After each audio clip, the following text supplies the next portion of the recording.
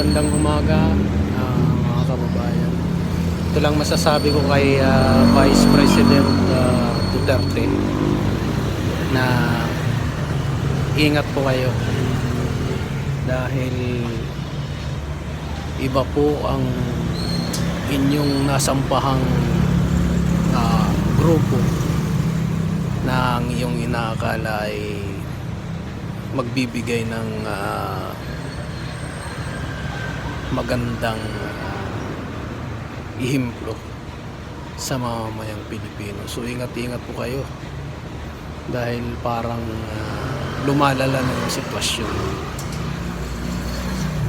So iba po pala yung ibig sabihin nila sa UNITIM. Hindi po naipaliwanag ng maayos. Ang UNITIM po ay pagbubuklod ng mga nangaalipusta sa kanila noong mga nakaraang dekada. So, ang iyong hangarin ay magsilbi ng maganda sa bayan, subalit sinusuklian po ito ng hindi ka nais-nais na mga galaw sa kasalukuyang panahon. So ingat-ingat po tayo.